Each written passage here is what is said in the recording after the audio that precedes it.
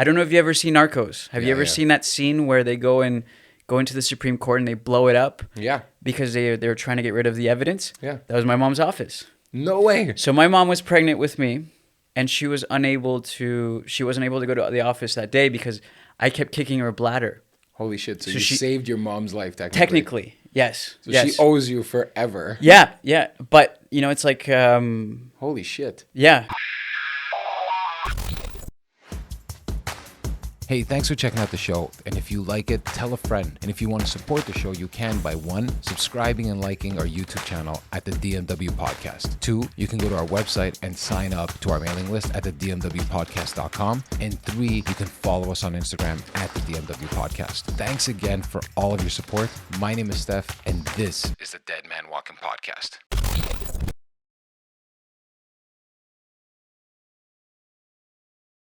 David, thanks for being on the show, man. It's a pleasure being here. Well, it's funny because I only got to know you because of running. Mm-hmm. But you were one of the few people that throughout that whole journey when I was prepping for the marathon that I decided, yeah, I'm going to run this marathon. I remember every week I'd come into the store and you would tell me something new, give me a piece of advice, because I literally knew nothing of what I was doing. And then by the end of it, I was like, okay, these electrolytes here and these shoes are going to totally help me with this and that. So one, I just want to say thank you for all the help that you gave me and the advice and some funny stories too.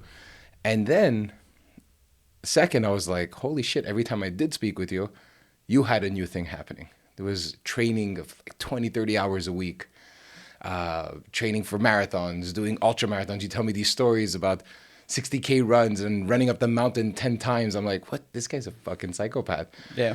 But I was always interested in knowing more about how this started and who hurt you, to make you do this to yourself. So thank you for being on the show. Yeah, no worries. And I'm really looking forward to hearing some of the stories that made David who he is today. Great. What would you like to know? Well, we were talking just earlier. When you first walked in, you're talking about Boston. Right. So that's something that you're training on right now. Yeah. And that it's getting pretty crazy, the cutoff times and that stuff. So what's going on with Boston in the sense that it's changing cutoff times, which is already pretty intense at 3 hours? I think it's because the quantity of runners is drastically increased over time. I mean, previously when I first started running, this would have been like 2010, 2009, when I was like probably coming into high school. Like it was that long ago. And it was like, it was a very small community of people that were kind of type A personalities, very like structured. The shoes were very minimalist, so you had to be very skinny. You had to recover really well. I remember like our recovery runs were on grass, right? We didn't have high stack height shoes. So it's like we were doing 100, 120K miles even at that age, right? Wow. And, with the introduction of Hokas or shoes like that are high stack height, a lot of people have come into, like yourself, right? People that might be built a little bit differently or built bigger, and it's made the sport significantly more universal, which is fantastic to see. I think it dilutes kind of the sport a bit. I mean, it isn't based so much on performance anymore. It's more based on, it's more of a social thing as opposed to before. It was like, what's your 5K time? Yeah. Like, what do you, like within the small running community, we'd kind of, have a hierarchy based on our running times as opposed to now that everybody's kind of just going in and be like, have you done a marathon? Yes, I've done a marathon. No one asks you your time. Yeah. It's just, that's it. Right. Or have you done an Ironman? Even if you walked the marathon, you're still considered an Ironman as opposed to, I know in my high performance like activities, like you did an Ironman, but you bonked. Yeah. Like, get them next time. Like you failed. Well, it's funny because I remember you were telling me one time that you guys are doing even like blood tests and stuff in the middle of the training. Yeah, we have lactate testing. I didn't do any of that. I could, like that. That's why when I would hear you, I would like, it made me realize there is a complete other level. Mm-hmm. Like everyone that I've known in general, when they say run, it's kind of like you're saying, it's more of a social vibe. Yeah. But when I would talk with you, or even like David Joseph was another guy. David Joseph, yeah. Yeah. And then I fucked around and I did like this funny video with him because he was a guest, I think, on like episode 10. Okay. And, I challenged him to like a race or whatever, like for fun or whatever. And he smoked me, like absolutely smoked me. Yeah. But he's an athlete, you know what I mean? And you realize in that moment, you're not an athlete. you run, but that's like athlete status, and there's a huge difference when someone is committed on a daily, like you and David. Like every day there's a training. You're Right. going for like a 20-kilometer run after this Yeah. in the snow. Yeah. I'm not going for a 20. You know what I'm Yeah. saying? I'm not doing it. So But it almost becomes like our responsibility. It isn't a discipline. It isn't something that like it's hard for us to do because I mean I've been doing structured training for 6 years. yeah, And during the pandemic there was a span of like 3-4 years or maybe even before that where I missed 3 workouts in that whole span period. wow. Like I had no excuses. Like it was like What was the mindset like? So what triggered 6 years ago? Is it based on even your previous trainings that has kind of structured that, or did something happen? well, my dad was very like adamant on me being very disciplined Okay. as a kid. So he made my life very hard for me, Okay. right? What Like, did he do? like let's say we'd have a soccer field and it'd be completely packed, like it'd be filled with snow, right? He's like, okay, you just got out of school. It's dark out because it gets dark at 5 p.m. I'd like you to pack down the snow on this whole field, and we're not leaving until the whole field is packed down. Okay. So I'm Why? wearing boots. I'm wearing this. I'm like maybe 14, 13 years old. My friends are having fun. I'm packing snow down on the thing. But that's just his mentality, right? Mm-hmm. He comes from, like a small town in Colombia. Farmers, is very fortunate. Hilarious story about my family is that they actually won the lottery in Colombia. Get out of here. Yeah, no, they won the lottery. So they came from like a very, lack of education. My dad grew up in like a very, where like the ground was mud. Holy fuck. Like that kind of, like the place that he lived no longer exists because it was demolished. So him having that mentality and then coming into money later on and then, being formally educated later on, he still had that mentality. He kept it. He kept it, and he kind of tried to instill it in me. Mm-hmm. Because you live in a first world country like here, and you have a lot of your needs met, Mm-hmm. but you lose that hunger. Yeah. And I think my dad really put that in my head. Were you born here or were you born there? I was born in Colombia. Okay. But What age even did you come? I was like 7. Okay. I was 7. But it even just the mentality kind of carried on when I went to the army. It wasn't that big of a difference, to be honest. Like, the physical demanding part was hard. And there was some barriers that I definitely had to break. But for the gist of it, I'm like, oh, my dad has put me through something like this, right? Yeah. I always made a joke that I joined the army to run away from home. like it was was like the easier it was job. the easier job, right? And I think those values kind of kept on even to life now, where it's like I find a lot of accomplishment in getting these things done, and I understand like my mentality is there, and it is the things that seem hard to other people seem just like everyday things, like eating breakfast, Yeah. right? It's like it's just it has to be done. But it's crazy. So if you kind of go back, because that's a pretty like life-changing scenario. You're 7 years old. You're in Colombia, and then your family won the lottery. Oh, dude, it's even crazier, the story. It's yeah. even crazier because my mom, like from her side of the family, she had a kid at 16. Okay. And she like was very educated, like very smart, high IQ woman, very strong-minded individual. And she was actually a lawyer in the Supreme Court in Canada, or sorry, in Colombia. Yeah, she was a Supreme Court lawyer. And the story goes, she was in the office when Pablo Escobar, I don't know if you ever seen Narcos. Have you ever seen that scene where they go into the Supreme Court and they blow it up? Yeah. Because they were trying to get rid of the evidence? Yeah. That was my mom's office. No way. So my mom was pregnant with me, and she wasn't able to go to the office that day because I kept kicking her bladder. Holy shit. So you she saved your mom's life technically. Technically, yes. So yes. she owes you forever. Yeah.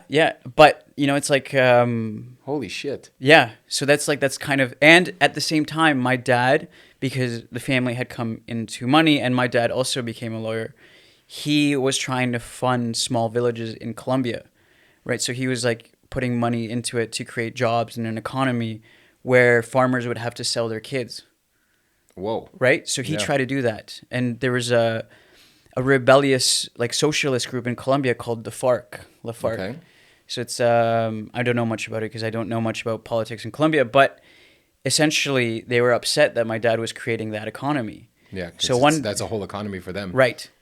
So one day we were driving on the highway, and I remember this very, very like explicitly. And we're driving on the highway, and a whole bunch of cars just come and they circle the car. Oh man.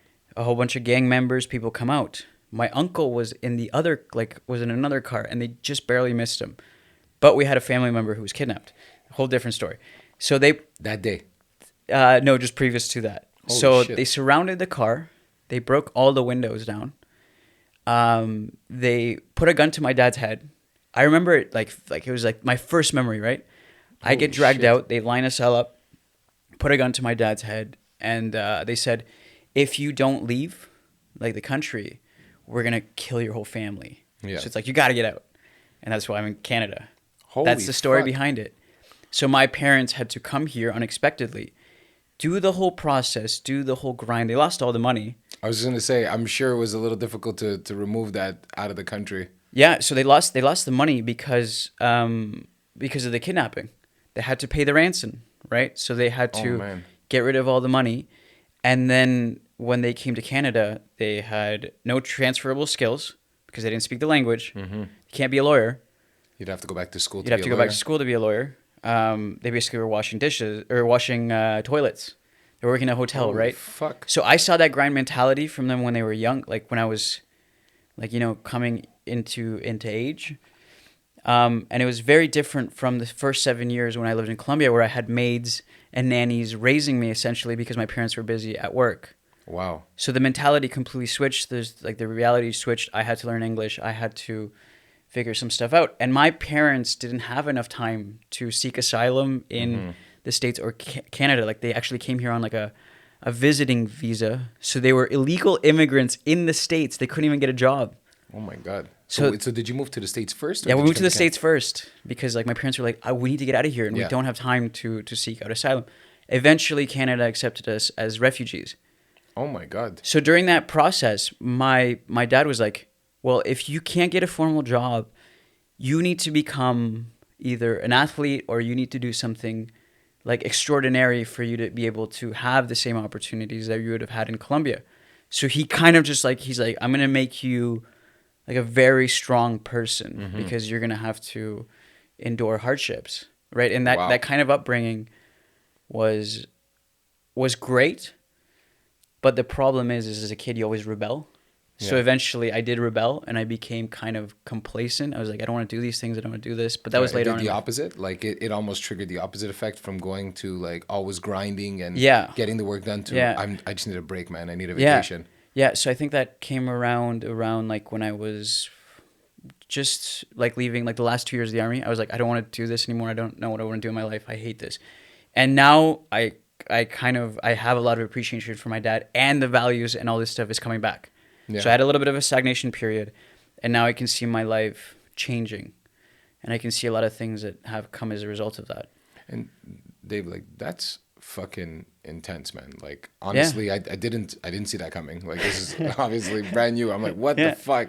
Yeah. You know, how did like when you look back now at those moments are like to me it sound like extremely traumatic, and you don't give off this idea that there's even been that sort of type of trauma in your life. So I'm not saying this is a therapy session, but how did you deal with that and how did you move past that though? Because that's a heavy fucking story. Just one, Yeah.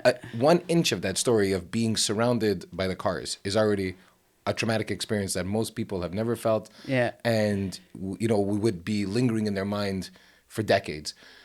You have like in that one story like 10. So how the hell how did you cope with that? How did you move forward with that and build off that? Can I go to the bathroom and then I'll answer that? My bad, dude. I had to fuck that up, but I just drank a lot of water. Is You it just cool? drank- Yeah, is it cool?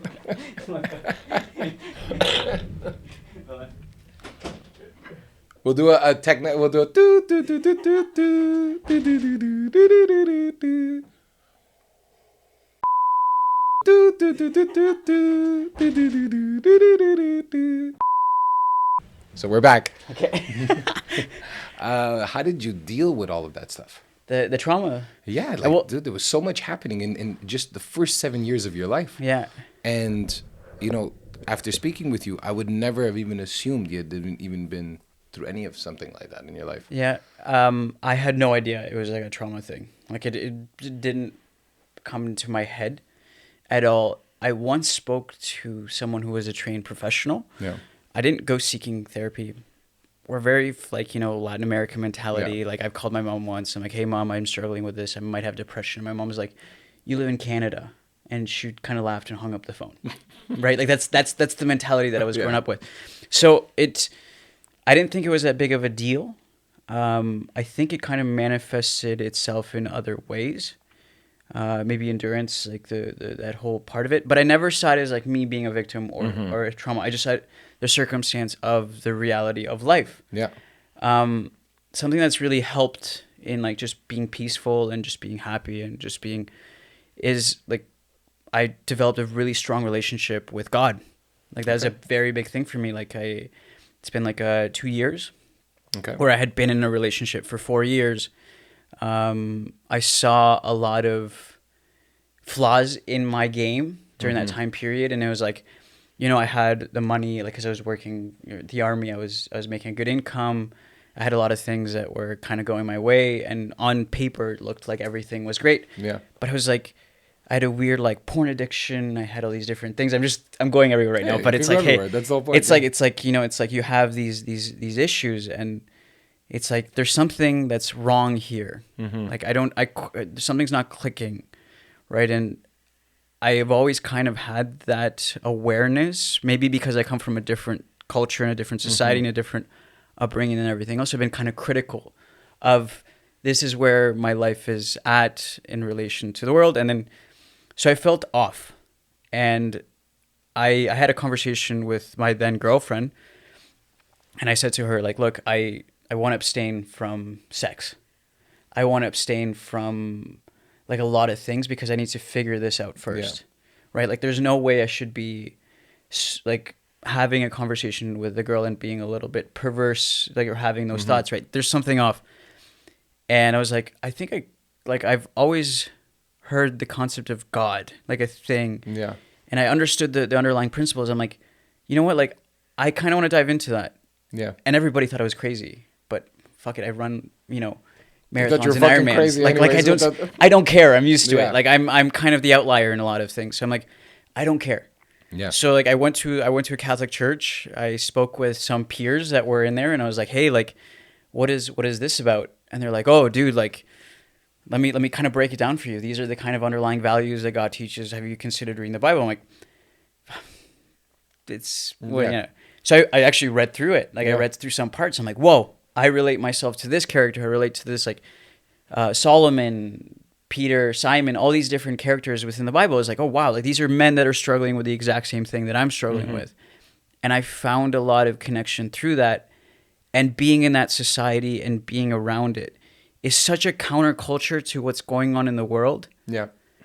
That I saw a lot of value in it. Not saying that society is wrong or it's negative. Yeah, it's just different. It's just completely different. And I saw people that had peace. And I was like, I saw people that came from trauma or thing, and I was like, huh. So I just started kind of going into it, going through the motions, like praying, doing these things, half believing. Yeah. And then sometimes it was just, people just come up to me and be like, David, why are you so calm? Why are you so peaceful? I'm like, oh, this is actually having an impact on me. So I'd invest more. And I would invest more, and I'd go to church every Sunday. Like now I don't do training on Sundays. Okay. You really take it off. Like I take it off. It's like my Sabbath, right? And there's a saying, it's like whatever God takes away from you, God will provide you something better. So I left that relationship. I left a lot of things. Like I kind of left a lot of things in the past, and God's just been blessing me. Like it's just been like, I don't have to put in effort. Yeah. Like, it's like the coaching. Stop thinking about it. Yeah. Like, you know what? I'll tell you something crazy. I've gone 8 months without watching porn or having to even masturbate. Wow. Yeah. Like in Can't today's say the world, same. it's nuts. Right. And you have girls coming into your life that maybe aren't of the same faith, or like, if I have a relationship with these girls, there's no way that I'm going to be able to maintain my relationship with God because they have completely different values. Right. So I'm like, when those girls come in, I have the ability to be like, no, Like Yeah. I'm okay. Like even though I find you extremely attractive. But so it's interesting because I think, there's that element of you feel fulfilled right now Yeah. from that. And I think people have a hard time understanding that because there's a lack of fulfillment in so many Yeah. areas. So it's always constantly like grabbing Well, stuff. I've tried everything. Yeah, it makes sense though. It's when you start feeling that you've tried everything, why not try this? Yeah. It becomes like, why Yeah. not? There has to be something there. Yeah. You know what I mean? Yeah. And it's like, people have been doing it for 2,000 years, 3,000 years. There has to be something to it, right? And like in the complete despair that people have lived in before, being peasants or whatever, there has to be some sort of something to it. And I thought it was complete BS. Yeah. And I'm like, oh no, there's actually something here, right? And it's just become part of my identity, and it's kind of made the decisions for me so I don't have to do it myself.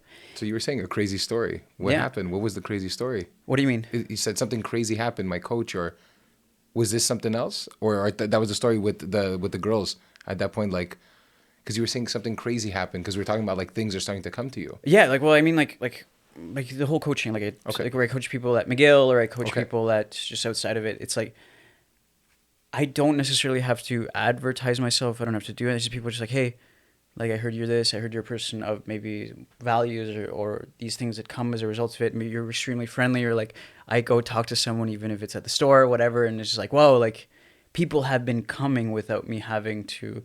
And it's when I was in a situation where I was heartbroken after the relationship. I don't want to work, Yeah. but work was provided for me. Mm-hmm. Like To kind of help you like- through it. like I had 60 people Mm-hmm. in a span of like 3 weeks. They're like, I need help. I need help with a marathon. I need help. I'm like, to me, that's a blessing, Yeah. right? It's like, right now I'm speaking with a girl from a completely different world. She's from, Lebanon, different mentality. We might have to cut this one out, but no, it's okay. But it's like, no, but like I'm speaking to her and seeing how she values a relationship is completely different than what I previously had. Mm-hmm. Right? She's like, hey, I want to sign up for a half marathon. I want to know what the process of what you're doing is like so I can empathize for you and be there for you when you do Wow. the things. I'm like, this is madness. Yeah, that's something different. Right? She's never had sex with anybody, complete virgin, Christian values. She's like, hey, like, I'm willing to wait for marriage. Are you willing to wait? I'm like, yeah. Like, it's kind of where I'm at in the like life. It's a different world. And so, you were talking about when you were younger, there was that, then there was the army and all this stuff. And all those other avenues had always felt like what, in like a dead end at a certain point? Oh, absolutely. I mean, I've tried like, it's like, I had sponsorships at a certain point where people would give me stuff, like material things that I would always be like, oh, like I want this. I want the latest. I don't care anymore. Mm-hmm. Right? People are like, oh, like they pay $200, $300 to go like jumping off planes. I've done that. I don't care. Like, it doesn't amuse me the same way. You think of like, oh, like I'd love to, have sex with this beautiful woman. It's like, once you have them, like one, you have them all kind of thing, right? Mm-hmm. It's like, it doesn't fulfill me the same way that something that's been just traditionally like within us has fulfilled me, which is God. And the belief in that and having to kind of sacrifice myself in the process of pursuing becoming a righteous person. Like that to me has been a crazy process. I was going to say, because when you think of that, it's like it's a whole journey on its own. Yeah. And it's a journey you started, in the last 2 years? Yeah, in the last 2 years. And I'm telling you, it's just drastically, like, it's been part of my identity. I'm willing to compromise other parts of my identity just to be able to Like what? sustain that. Like what has been compromised up to now and that you recognize was, fuck it, I don't need this anymore. I realized that I don't need this anymore. Well, porn, lust, right? That's one. Like, I was having a conversation with someone the other day. It's like, if triathlon was taken away from you, running was taken away, how would you feel? I'm fine. Oh, yeah. Like, I'm good. Like, See, that's I'm crazy good. because I know you train so much. Yeah. And it's so part of, like, when I thought of you the first time, like, it was Yeah. like, David is a fucking ultra marathon runner. Yeah. Like, it's part of the identity. Yeah.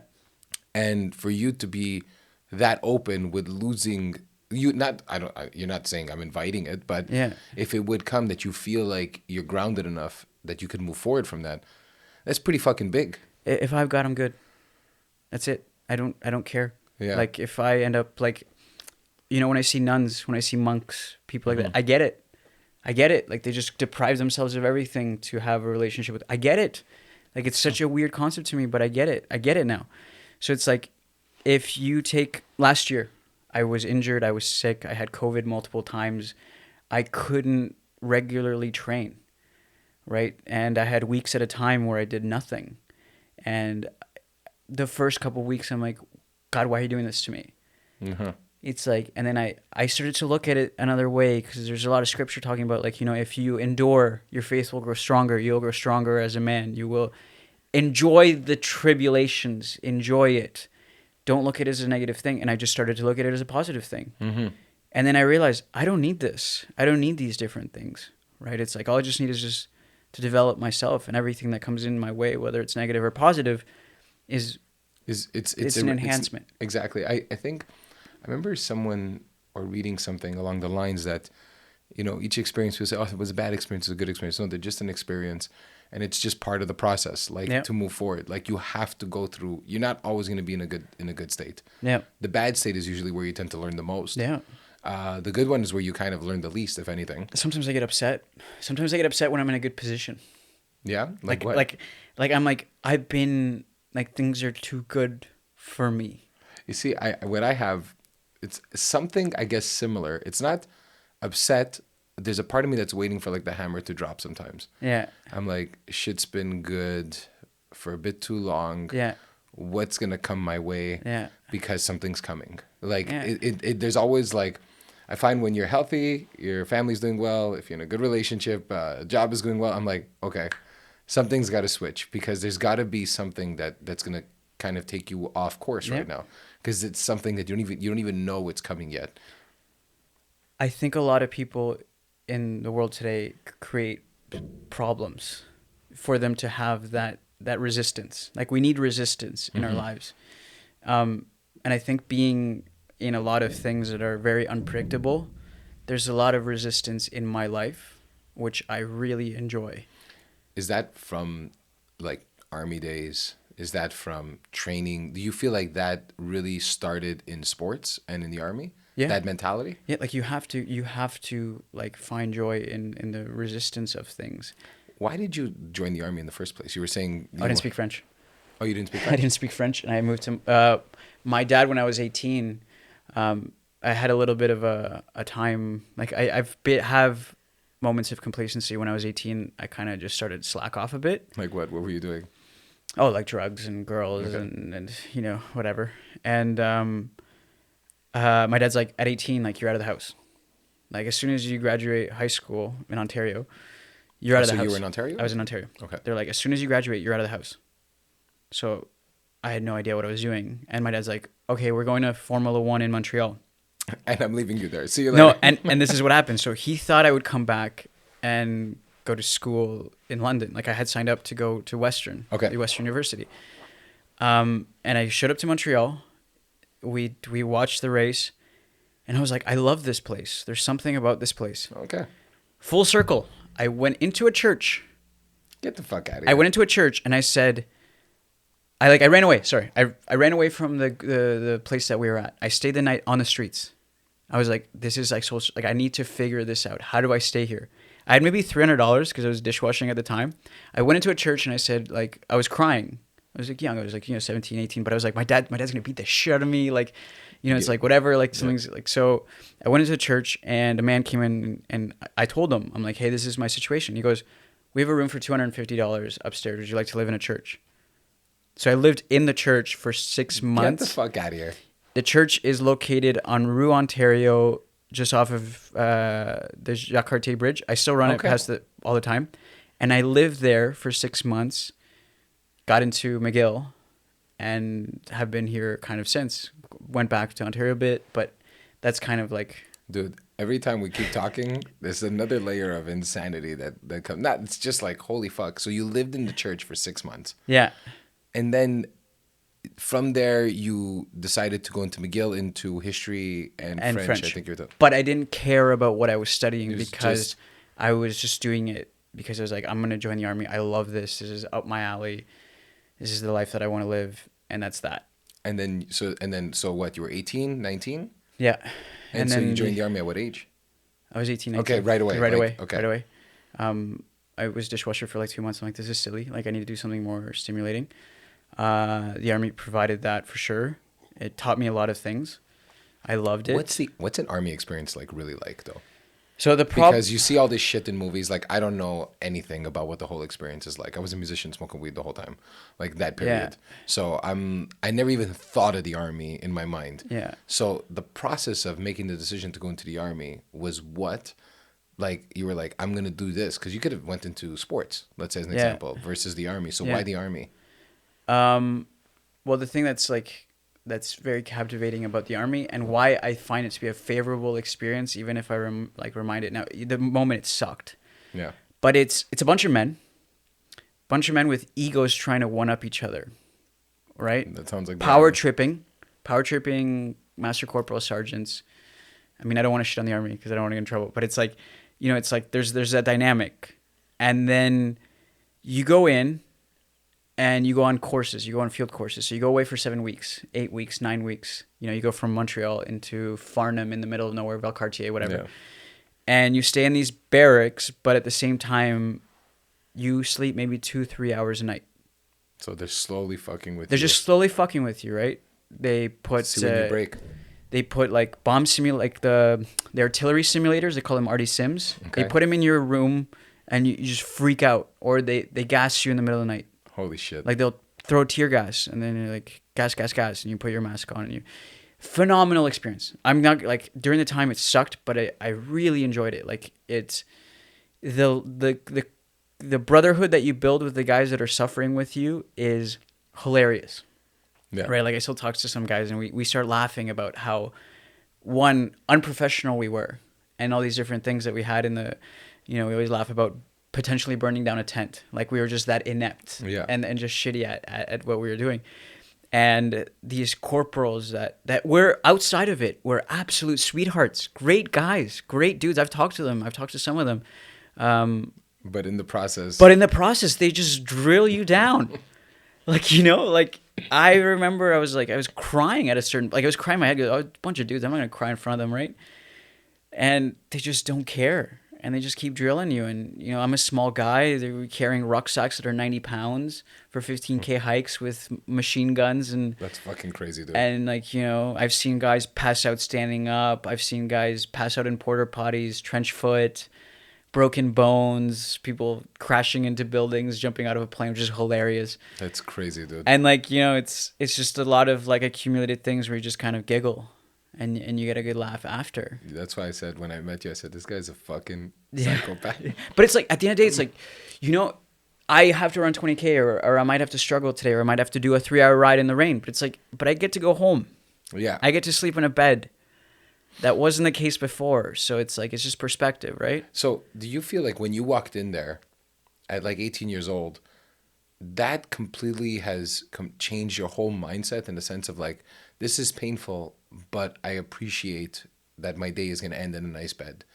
I'm grateful for what I have. Did the army change that, or would you say the last 2 years has changed that? Well, the bed part was the army. Yeah. The gratitude for everything else in life has been the last 2 years. I would get very upset when things went wrong, when things didn't go to my plan. I would be very type A, I need to have life this way. I need to do this. Once I left the army, I'm I'm going to make all this money in the world. I'm going to do this. What was the trajectory when you got out of the army? What was your thought process? Well, it kind of is, but it's been delayed a lot. I was I'm going to do an MBA. Okay. I'm going to do an MBA. I'm going to, do X, Y, and Z. But it's I saw a meme yesterday. It's when you tell God your problems or your plan and God's just laughing. He's laughing because he's just going to get taken anywhere, right? It's just you could be here. There's been multiple times where I'm I'm going to marry this person. This is going to be this is where I'm going to be with my life. Yeah. It's it's funny you say that because I was married once in my life. And when you think about it, that day that you get married, you would never think you're going to be divorced. Yeah. You would never think that. It's just not part of the plan, right? If you're walking on the altar and you're thinking about a divorce, clearly you shouldn't be on that altar. Yeah. So you always think of these plans and you always think of these things that are going to come and happen and but fuck, life can just change so instantly that your whole plan is out the window right now. I work hard. I do what I have to do. I get blessings here and there. I take them. I put myself out there, and things happen, and I haven't really had to put too much effort into it. It's like, it's I don't worry. I kind of I'm starting to fall into that phase too, Yeah. where before I used to say it needs to get done. This needs to get done by this time. This is what I'm gonna do, and if I don't do it, you failed. It was like such a pessimistic way Yeah. of working, Yeah. where it was only failure unless it was this. Yeah. Whereas now I kind of have a vision of where I want things to go. Yeah. Like this is the path that I want to take. Yeah. But I know the end result is blurry Yeah. because I can't really see it yet because I don't understand it fully. Yeah. Anyways. Yeah. So how can I know what the end result is when I'm just starting this new thing? Right. And so I kind of just immerse myself into it Yeah. and say if I do the right things and if if I'm working at this every single day and I'm getting better at this craft and whatever it is, XYZ, whatever I'm working on, it'll get there. It'll get there how it gets there and stop forcing it. And Yeah. things will start coming. And then it's true. It's like everything just starts showing up at your door because you're kind of just focused on doing it well versus the outcome of it. Yeah. And your basic needs will be met. I'm 100% sure that, like, call it God, whatever people want to believe, it's like it's looking out for us. Like if you're not complacent and you're grateful and you do well in the world too, like you when you interact with people, something I've learned a lot recently is like not talking bad about other people. I know. Or when people are talking bad amongst people, it's like coming into a conversation, be like, hey, that's my friend, or hey, I don't like that. Let's do something else, right? It's like so I think if you act in a positive manner, then things will eventually, like, you will be blessed in its own way. I agree. Like I find more like even when I'm frustrated at work or I'm frustrated on a project or I'm pissed and it's normal. You lose your cool. But one thing that I've learned is I try not to lose my cool as much anymore. Like I really try not to. Yeah. Sometimes I still lose it, whatever. But when I do, I really try to like reflect after and say like, why did I really get mad? Like, what was I really mad at? I know it wasn't that, because that's kind of like the thing. That's the outcome. That was the end result of something else that was built. So I tend to look and ask myself, okay, like what happened today? I kind of woke up shitty, in a shitty state of mind. Okay, well, why did I wake up shitty? Well, I went to bed really late last night. Yeah. Okay, I smoked a joint. Last thing, maybe shouldn't have smoked right before going to bed. I was, you don't go to bed feeling well. Okay. But why did I smoke a joint? Oh, I smoked a joint because I'm fucking frustrated at this and that. Okay, why did that? And then I started realizing that, like, okay, it pinpointed to that. I kind of do like, it doesn't take that long. It's like a span of a 2-minute thought process to just sit back and relax and say, like, let me assess what the fuck just happened. And every time I do that, and I just realize, okay, that's the issue. When that happens again, try not to let it bother you that much. Yeah. And then, okay, but move on now. Yeah. You got it. Like, I can go back to yesterday and take back what I said or how I acted. It's over. Fuck it. Move on. Yeah. But when that comes, now that you kind of did this exercise to understand it, just try to reflect on it a bit better or try to react to it in a better way, Yeah. So I feel like that's only come in the last 2-3 years. Right. Because when I think of how I used to react, like fucking so emotional all the time. Like you go ups and downs. Something comes up and it just takes you off your track. Yeah, And a man who can't control his emotions, like, is in deep trouble, like big time. Like I always had it's funny because like I have conversations with girls now where I might be having a day and I tell them like, this is what's going on. They're like, why don't you cry about it? I'm like, no. Wait a minute. I'm checking my emotions. Like I'm just saying these things, but I'm not going to react.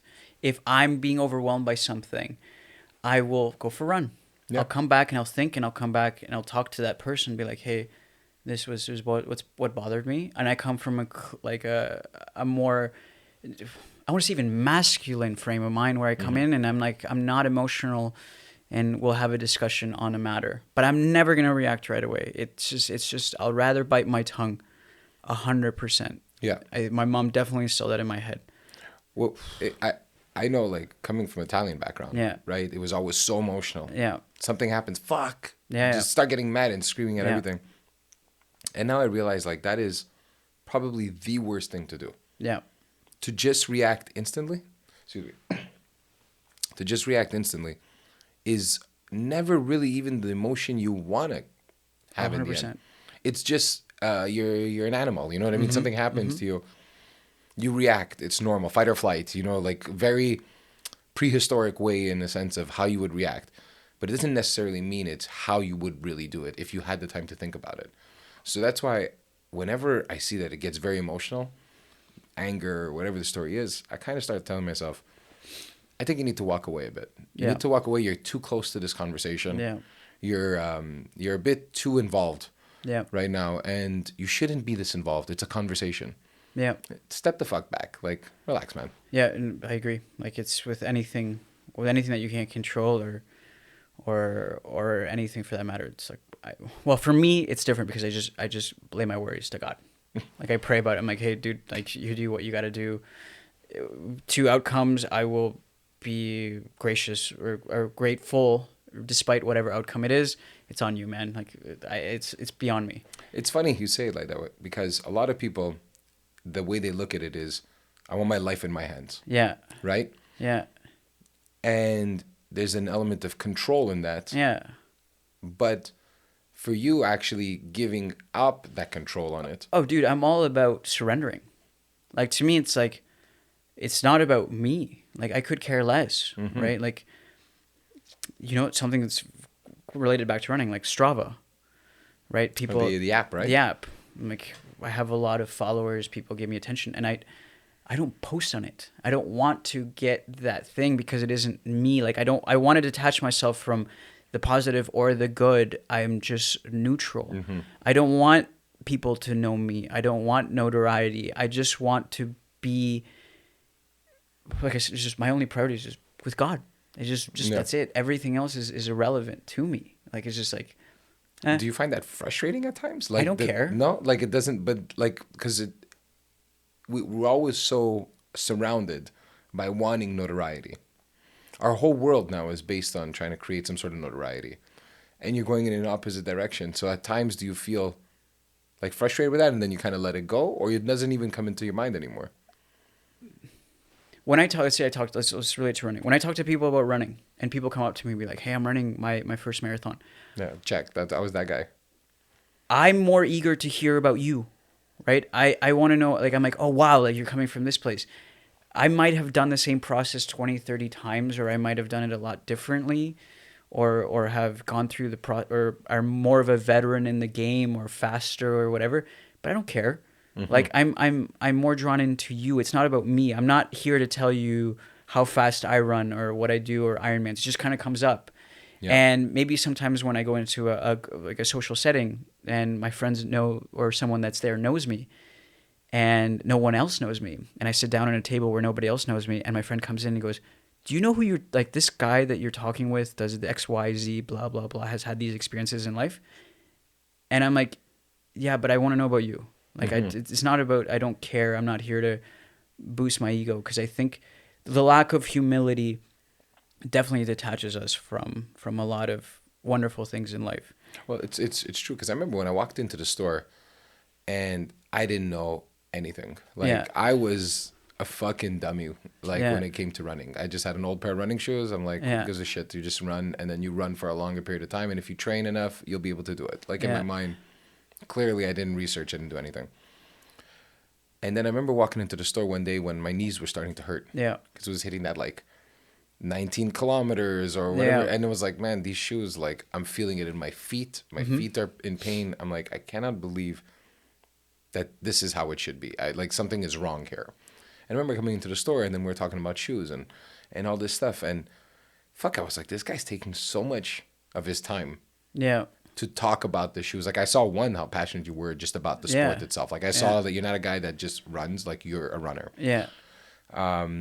And then you're taking the time. Then every time I would come in, you're like, hey, Stef, what's up? You know, did you try this? And then you would ask me questions, like the follow-ups. And I was like, yo, this guy gives a fuck. He actually cares. Yeah. And it was something you don't see. And even for me, it struck me, because I was like, there's no other store I want to go to. Yeah. This is the only store I want to go to. And not for the store, it's for David. I want to go, like, give him a heads up, like, oh, I hit the 30 mark. Yeah, it was awesome. And even like I remember that one time we ran into each other in the canal. Yeah. I was actually on my way to church, and yeah. I was running late. So I was like, fuck.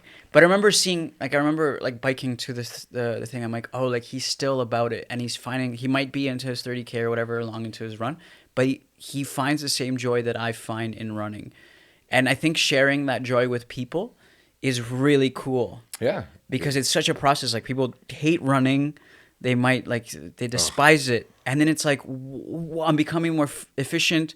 I'm hitting that 30K mark. This is amazing. I feel great. Like it's like it's the worst sport Yeah. and the best sport at Yeah. the same time. Yeah. Like it gives you nothing if you don't put anything into it. yeah, But when you put into it, people will think mainly it's, oh, okay, you physically feel better. Yes, you do. yeah, But mentally, every run is a therapy session Yeah. of just like any problem you had or any problem I would ever have. I would just say, you know what? Okay, I'm going for the run because I'm training for it, but I'm actually going for the run to just forget about this right now. Yeah. And like think it through and how I really feel. And throughout the run, over the next 20 kilometers, I'll figure it out. yeah, I know I'll figure it out. I don't even really need to talk to anybody. Yeah. Because I know the answer already. I just got to run it out Oh, almost. it's a great sport. It's really fun and it's super painful at times and like Yeah. but I remember there was moments when you hit like that 20 mark the first time or the 21 Yeah. like the half one, and I was like, oh my god, I just ran a fucking half marathon. Yeah, That's crazy. Like, and this is not the half marathon. I just ran it because it's Sunday. It's my Yeah. long run. Yeah. And then I would be like, okay, next week when I'm coming to the store, like, yo, Dave, I hit a fucking wall at this point. Like this ain't hit. yeah. And then you'd be like, okay, try this stuff. And then during the run itself, like the marathon itself, like I had injured my leg at the 34th or 35th kilometer. I'd never passed 35. Okay. And I injured my leg. I had And you're this hurting. crazy cramp, honestly, that like Yeah. knocked me on the floor. Yeah. And my body was going into like shock. Yeah. My leg was just shaking. It was crazy. Yeah. And I had literally, excuse me, I had your voice in my mind. Electrolytes. I was like thinking all these things about the nutrition because you would constantly talk about Yeah. it. And I was like, okay, I remember Dave's sodium block. So I had the fucking Cliff block. Dude, I ripped a block. I took electrolytes. I was like, I need to get my body to like come back. And then I could do the next steps Yeah. after, But Yeah. it was your voice, dude. Literally, that's what I'm telling you. It was like all those conversations every single week leading up to it. It was like, dude, had I not had those conversations with you, I would have probably never made it to the 35th kilometer in my trainings. Yeah. Or it would have been really painful and hurting. Yeah. And I would have never got through that 35th like roadblock that was probably the most physical painful that I've been through, mentally challenging and emotionally like everywhere in a span of like 10 minutes. It was all coming like, I'm not going to be able to finish this race. I trained this whole fucking time for it. Like, it's like, and then, okay, take a step back. It's going to happen. You just got to relax, take a deep breath. It's like all these things happen in that Staying moment. calm. Yeah. Stay calm. Yeah. Like it's going to happen and it's not going to end this way. Yeah. Like I had a belief in just, I guess, in myself and the work that had been done. I remember I was thinking of my daughter. I said, no, because this is why I was running it. I was like, this is why you're doing it. It's bigger than you. It's more important. Yeah. Do all this shit. Yeah. And then finally, but I swear, like just in that moment, I'd heard your fucking voice. I said, this motherfucker told me to take some fucking sodium at one point in my life. I need some fucking sodium maybe in my life. I need some electrolytes. Yeah. And dude, all those conversations, that's why I was like, I got to get this guy on the show because you were so nice with me. You helped me out so much. And I was like, you would tell me these stories. I heard paratrooper once. And I'm like, who the fuck is this guy? Yeah. So it's amazing. Like you were saying, like you really did feel like, to me, it really felt like you cared about me making this marathon. Well, you'll never care about people unless you go through pain yourself. Mm-hmm. When you develop empathy through heartbreak, and I think having all that pain throughout everything in life kind of brings you to the realization that that person might be going through the same thing. That it's funny you say that. When I was younger, I really didn't think about these things. Yeah. I really had a very selfish point of view. Yeah. Of like life. Yeah. How hard can it be, or all this stuff. And then like just in the span of the first like 20 minutes of our conversation, yo, that's like a pretty intense first 7 years Yeah. of someone's life. And then there's the rest. Like, like the hard part is like coming in of growing up and also Yeah. like understanding emotions and relationships. Yeah. But there was that fucking foundational piece at 7 years old that most people don't go through. Yep. And so when you listen to stories like that, you do recognize like, oh yeah, my parents, they had a tough life coming here, whatever, all that stuff. But I didn't experience anything like that. So I can't understand how that can impact someone. Or the army, I don't know how Yeah. that can impact someone like you were Yeah, talking yeah. about earlier. Yeah. Some people, that had a really hard time when they got out of that. Yeah. And you don't think of these things. And the more I don't know, the older I'm getting, the more I'm realizing like there's a lot of fucking stories out there. Yeah. Oh, 100%. I live right next to a homeless shelter. When I was there, it wasn't a homeless shelter when I first moved there. What was it? It's the Hotel Du. Oh, yes. So they made it into a homeless shelter, and just walking past it, I look at the people and I don't get upset because I have conversations with them. And I'm like, that could be me. Yeah. Right? Like that could easily be me, and I'm not disgusted by them. And I'll have conversations sometimes, whatever, I'll offer something, because that's easily me. Anybody that's in any position could just be, the mind is very vulnerable. Yeah. If the wrong, hands are dealt to you, you could just easily end up there. That's just what it is. There's no reason to be holier than thou or better than you, or like I have this fancy thing and you don't. Yeah, that's silly. Everybody's kind of on an equal playing ground. Same here. I used to I remember even COVID, when COVID first hit, and that was a wake up call for me because I remember I was living downtown. Yeah. And the city was empty, Yeah. and the streets was just homeless people. Yeah. And you finally saw how many homeless people there were. Oh yeah. It was like Yeah. a movie, because I couldn't believe it. Like, because it was so busy every day, where people were in suits going to their offices, and everyone was just like, either their heads were in their phone, and their eyes were focused on that, or you're just late to a meeting or whatever the story may be, late to wherever you gotta go.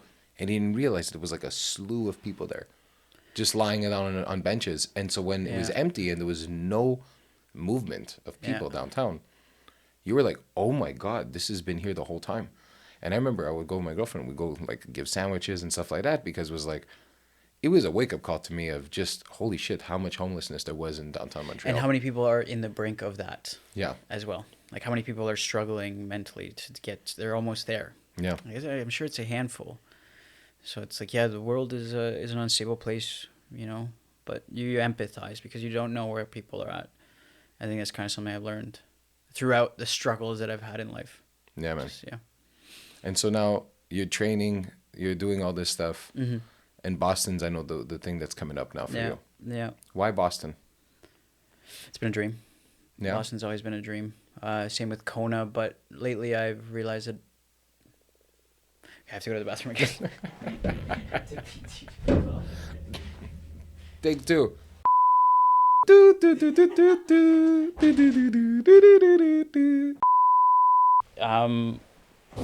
What's the question? Why Boston? Boston, yeah.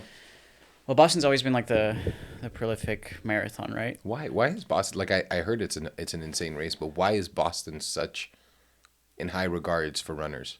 I think it's because of the qualifying time, the course, the weather. It's downhill, first 10K, so you have to get used to it. I've had a lot of great runners that I've been friends with. They fail. They fail at kilometer 30. I think it's just the course. It just destroys your legs. When I was 19, I'll tell you this funny story. I got into doing ultramarathons way before ultramarathons were a thing. Like people didn't understand what an ultramarathon was. I think it's called the Canadian Death Race in Alberta. Sounds inviting. And I think there couldn't have been that many people signed up. Yeah, well, when it's called Canadian Death Race, back what? How old are you now? 28. So it was 19. Okay. So it was like, so about 10 years ago. Yeah. And I remember doing the race, and it's 125K. You have 3 mountain peaks. So you're doing about 3,000, 4,000 meters of elevation. I come from London. It's flat. I've never done mountains in my life, right? And I show up. I remember showing up to the gate, and there's this girl. This lady, and she's like, what are you doing? I'm like, I'm doing the Canadian Death Race. And she bluntly looked at me in the face, and she says, you're not going to do it. Like, you're not going to finish it. And it's not because I'm being pessimistic. It's just, you're young. Yeah. And I remember doing it at like I was at 100 like kilometer 85. The fact that you got to kilometer 85 is pretty insane. I started experiencing kidney failure. Holy shit. Like my body was like shut, like it was done. Like, and I remember the things that did it for me was my legs running downhill just were absolutely destroyed. So the downhill is the killer? The downhill is the killer, it's not the uphill. Why? Because you have to catch yourself every step. So Right. that impact every single time for 10. So I'd imagine Boston coming downhill for the first 10K or 15K or whatever it is. You're gonna struggle, like the latter part, right? We struggle as it is with flat marathons, Yeah. right? So I can't imagine, right? Like right now, some of the things that I'm doing are kilometer repeats downhill. So I run up Camilud. Okay. So my recovery is running up. And then I'm doing like 2-minute 50 per K downhill kilometers. That's insane. Like just basically sprinting it. And I'll do, it's been ranging. My quantity has increased. So I'll do like a 25-kilometer workout on just running up and down the mountain. Yeah, I know. On You the were telling road. me about that once. You want to? Yeah, I remember you telling me. Oh, Yeah. you want to do a crazy workout? Yeah. I'm like, no, fuck you, dude. I'm not doing that. You're crazy. So it's just the downhill that destroys you. And I'm trying to get my legs. I'm doing a lot of my easy runs in Westmount. Just getting my legs into adapting to up and down the hill for Boston. And when is Boston again? It's in April. Okay. But I'll tell you one thing. My life has so drastically changed in the last 2 months that I don't care. Okay, I was gonna say because you were talking about this as it's a dream, Yeah. but at the same time, I was wondering. I was gonna ask is, does it still have the same meaning now that you've kind of surrendered? in a Yeah. sense? Like, does it still have the same meaning in one way from a nostalgic perspective of what Boston means, or does Boston still hold that high regard, or is it just another race? Nothing. I don't care about like sports in general. Like Okay. I remember when I My was. God, I wish I didn't care about Yeah. sports and train as much as you did. Yeah, but it was like when I was in grade 11. So it's like, Yeah. I can't remember. I watched a video of people doing Kona on YouTube. And I'm like, I want to do that one day. I'm going to do that one day, right? And it was like my dream in the last like 5-6 years or 4 years. I was working on it every day. And I know I can do it now. Like I'm very aware. Like I had a friend who qualified and I'm like, I'm faster than you. And we're the same age or he's older than me. I'm like, I could get there. It's not a problem, but I just don't care. Like is it kind of killing the process of training a bit? No, because it's I'm doing it for myself. I don't post on Strava. I'm literally doing it for myself. But I think it was kind of a compensation. Like it was like I'm gonna do these little things so I have that label so that I can get X, Y, and Z. I don't care. I just see it as like I see it as masturbation essentially. Like I'm just like kind of pleasing myself, and I'm like I know I'll do it. I won't be fulfilled. Like I think I'll do it, and I'll be like, cool. Like I finished it. It's a hard thing. Life has a lot more hard things ahead of me. I'm not gonna. Have you ever seen that interview of Kobe one? Bryant? Yeah. When they ask him, he's like, "Oh, you're up 2 games. Like you're up 2 games in the finals." He's like, "Why aren't you smiling?" It's like, 'cause we still got 2 more games to win. He's like, job's not finished. Why would I be happy, right? Like I might be ahead, but the job's not finished. I don't think anything until I'm dead. Like the job's not finished. Yeah. Like I can't be complacent. Like it's just like you might finish the stage, but something else is gonna come into my life that's gonna be hard. It's funny you say. I relate to that so much. Yeah. Because even when something is completed, it's like I enjoy it. Yeah. I'm like I appreciate the work that was put in this. Yeah. But we got to move forward. Like what's Yeah. what's the next thing, and not like, oh, what's the next thing? It's kind of like I had such a limiting belief of myself. Yeah. So what other limiting beliefs have I set? Yeah. Like that's I know that's what running did for me. Like I thought this was impossible. And I think I've said this before in some of the episodes. Like my demand at times for myself were so small. Yeah. I expected so little out of myself that I feel like it has created a confidence in me to say, no, you should be aiming for this because Yeah. you know you could do this. Now it's because it's hard. Yeah. And actually what you enjoyed the most out about the running is when you were fucking dying. Yeah. And you thought you weren't going to be able to finish, and you convinced yourself somehow to continue going. and you made it. And that was the thing you liked the most out of the training. It's honestly, it's the process. Yeah. Like the process is so beautiful. Like, man, if I could tell you when I'm doing like large Ironman blocks or marathon blocks where I'm training 20 hours a week and I'm training so much that my body's like, I'm starting to get emotional. Like my body's all messed up. I don't know what I'm doing. And I'll just sit there and I'll just start laughing. I'm like, this is hilarious. Yeah, like my you get body's delirious. Yeah, I'm like, my body's all messed up. I've done things like last year or 2 years ago. I did one summer. Sometimes I'll do crazy things, like very long Sometimes. crazy things. Yeah, like I feel like sometimes. so I biked from here to Quebec City, and then I did it a little bit longer. So I did 300K, You're a psychopath. and I got out of the bike, and I'm like, I'm gonna run 25K. You ran after the Yeah, thing. yeah. So my dad was alongside me. Like Your dad did the bike? No. Okay. He was in the Okay, I was in going to say, my yo, car. now I know where you get it. Yeah, so my dad was in the car, and even my dad was like, "What are you doing?" I'm like, there's something so beautiful about this moment right now that I'm in, that it's like a lot of humans will never experience it. Yeah. And like you see characters like Goggins, and I get what he's doing, but I also think Goggins is he's a broken human that just needs to find peace. Like he just overdoes it. Like, I mean, people glorify him, and all power to him, and I think he's great. But to me, it's like, I can run faster than him. Maybe I wouldn't suffer as much as he does because he's just got that callous thing. But to me, it's like, there's more to life than just hurting yourself. But anyways, Yeah. in the moment, in the process of being in it, like it's just something so beautiful, because it's like you go to hell. Like Yeah. you go, like I remember my dad looking at me about 200K into the bike ride, and he gives me a pizza, and he looks at me and he goes, "Your eyes are rolling to the back of your head right now." Like I'm like, yeah. I'm like, this is the worst I've ever felt, Dad. I'm gonna be honest with you. Like I felt really bad. Were you kind of scared at one point? Like on the ride, like maybe I should stop? No, because I know that how it works. Okay. Like I've had enough experience where it works. What scared me was when I was like kilometer 22 of the run, and my heart rate was at 200, and I always felt fine.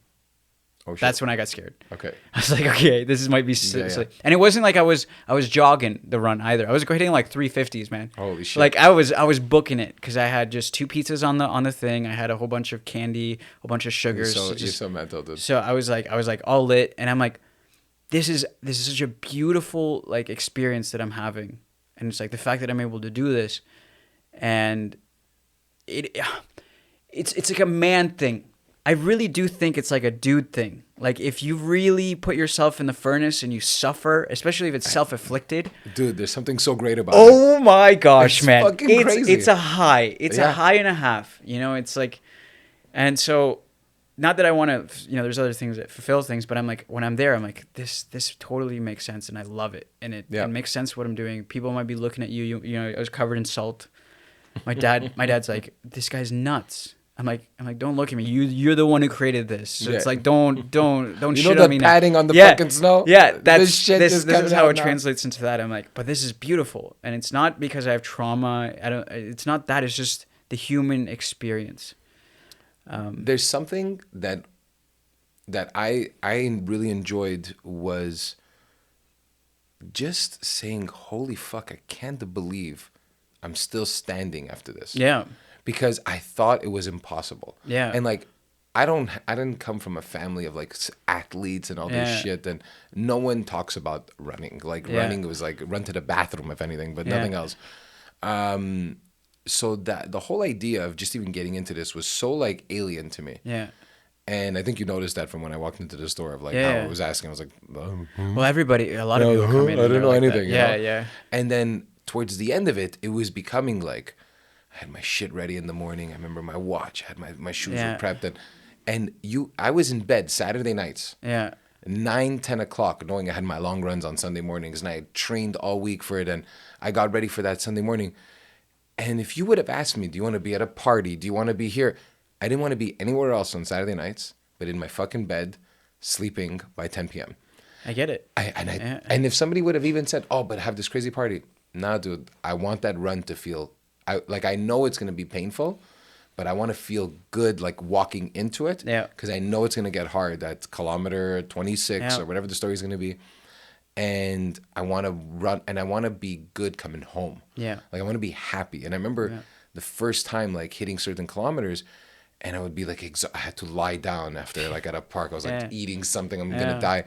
But then towards the end, I was like bixing home after, and I was like, Yeah. this is fucking great. I'm bike riding after a 31 kilometer. Might have to sleep the rest of the day, but I Yeah, chill the fuck yeah, out. yeah. But funny enough, like I wouldn't be dead the whole day. I would come home, I'd take a shower, chill out, take a nap of like an hour, come back, like let the legs rest, like more of a calm day for sure. Yeah. But like I was doing shit in the house. I'd maybe go see somebody for a coffee, Yeah.